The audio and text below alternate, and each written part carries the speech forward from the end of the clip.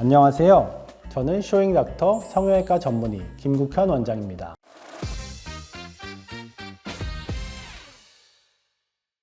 오늘은 환자분들이 많이 궁금해하시는 가슴 성형수술 후에 주의사항에 대해서 말씀드리도록 하겠습니다.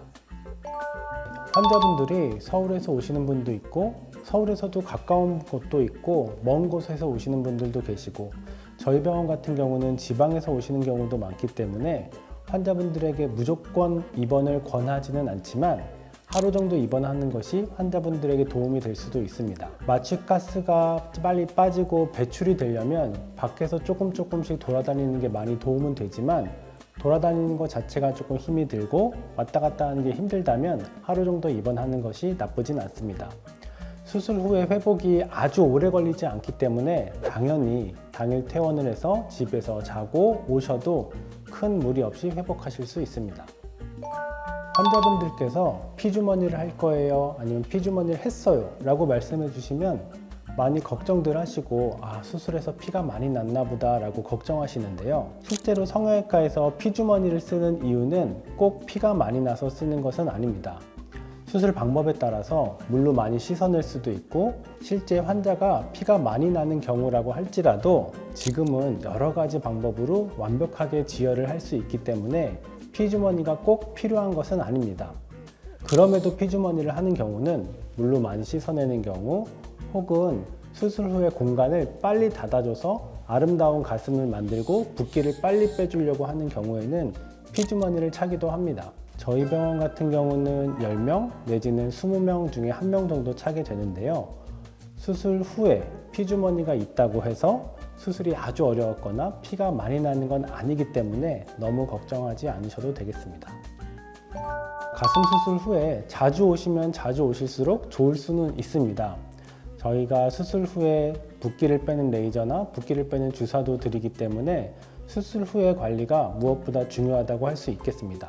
하지만 저는 수술 후에 원장이 직접 보는 걸 훨씬 더 중요하게 생각하고 수술 후의 관리에서는 원장님들의 경과 관찰이 더 중요하다고 생각합니다. 저희 병원에서는 일반적으로 수술 후 다음 날이나 다다음 날 우리가 흔히 얘기하는 수술 후 1일째나 2일째 한번 보게 되고 일주일째 와서 테이프를 다 떼고 혹시라도 상처가 봉합이 돼 있으면 봉합 잘 된 거 확인하고 그 다음에는 한 달, 두 달, 세 달, 네 달 해서 6달까지 오게 됩니다.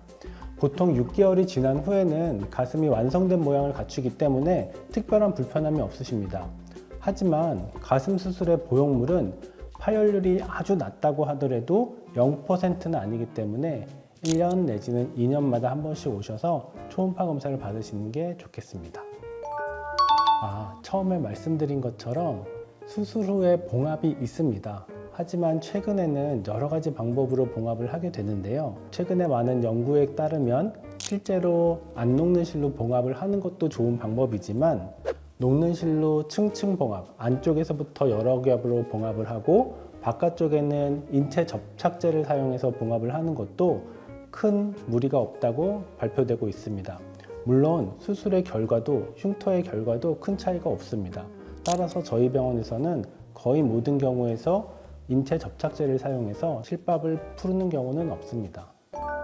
수술 후의 붓기 관리는 환자분의 건강 상태가 더 중요합니다.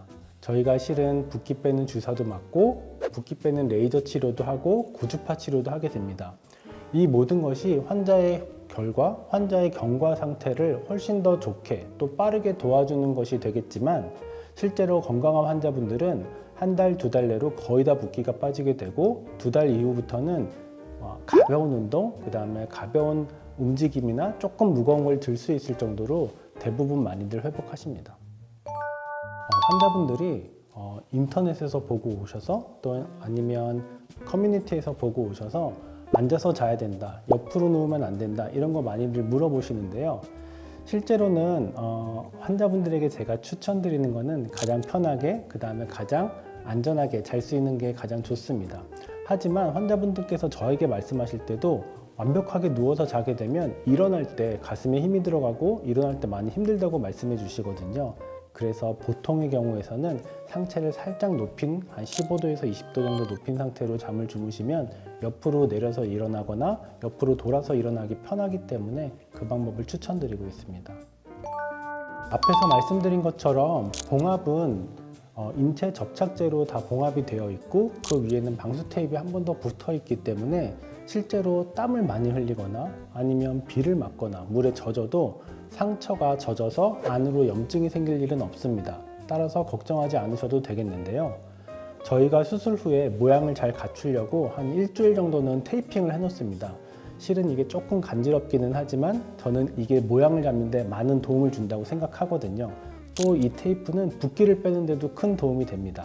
따라서 5일에서 7일 정도 저희가 와서 보고 테이프를 떼서 말씀드릴 때까지는 조금 가볍게 샤워를 하시거나 아주 적실 정도로 샤워를 하거나 목욕을 하는 것은 피하는 것이 좋겠습니다. 최근에 많은 논문에서는 레이저 치료가 많은 도움이 된다고 되어 있습니다. 레이저 치료는 수술 후의 결과가 훨씬 더 좋게 만든다라기보다는 좋아지는 결과를 조금 앞당겨서 환자들에게 빠른 결과를 제공해 준다라고 되어 있습니다. 쉽게 설명하면 1년 정도 있으면 좋아지는 흉터가 6개월, 7개월 만에 좋아진다면 레이저 치료는 꼭 의미가 있다고 하겠습니다.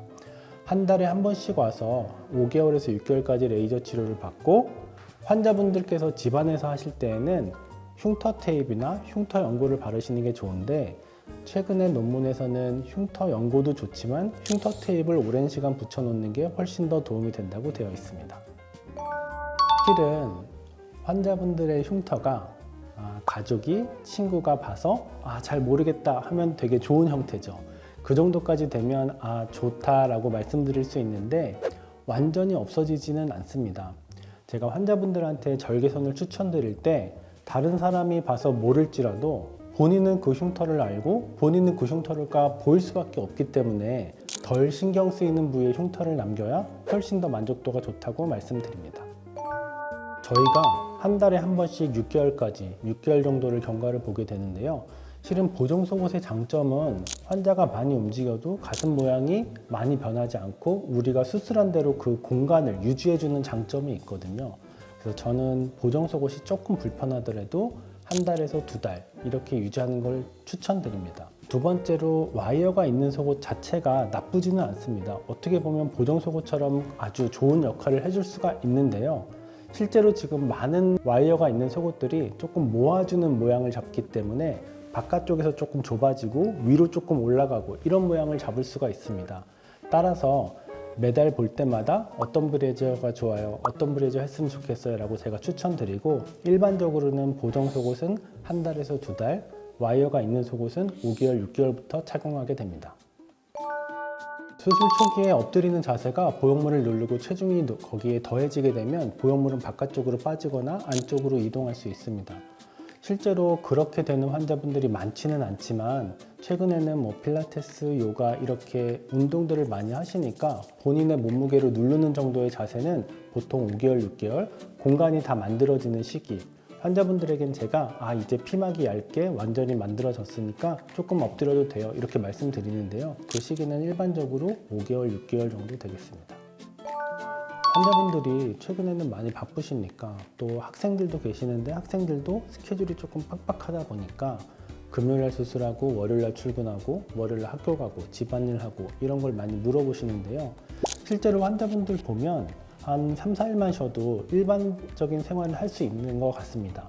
하지만 환자분들이 무거운 걸 들었을 때 가슴에 힘이 들을 정도로 무겁거나 아니면 뛰어다니다가 부딪히거나 넘어지면 안 되기 때문에 제가 보통은 2주 정도 지나서 조금씩 하체 운동부터 시작하고 한 달 지나서는 무거운 걸 예전처럼 못 들더라도 한 달째부터는 조금씩 무거운 걸 들 수 있거나 아니면 무거운 걸 드는 운동을 시작하라고 말씀드립니다.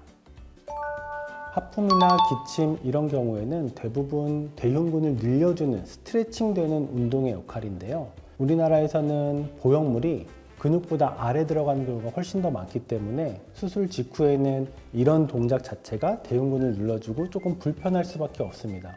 하지만 이런 미미한 기침이나 하품하는 자세조차도 가슴 보형물에 문제가 되는 것은 아닙니다. 기침이나 하품을 해서 보형물이 불편하더라도 너무 걱정하지 않으셔도 되겠습니다.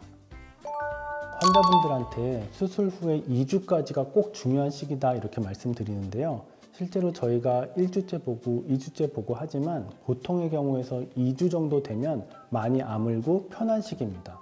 조금 편하다 보니까 환자분들이 종종은 넘어지거나 부딪히거나 아니면 무거운 거를 못 들겠는데도 억지로 들거나 해서 안쪽에 뇌출혈이 생길 수가 있습니다. 뇌출혈이라고 하는 거는 수술할 때 우리가 지혈을 하게 되는데 2주 정도 됐을 때 그 지혈의 딱지가 떨어지면서 피가 나는 경우를 말합니다. 움직이거나 넘어지거나 부딪혀서 생기는 경우가 많은데요.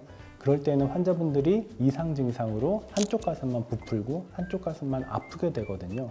이럴 때는 꼭 저희 병원에 응급 연락망을 통해서 연락을 주시고 세척이 필요한지 아니면 경과를 보면서 주사 치료로도 괜찮은지는 꼭 경과 관찰을 해야 하는 게 좋겠습니다.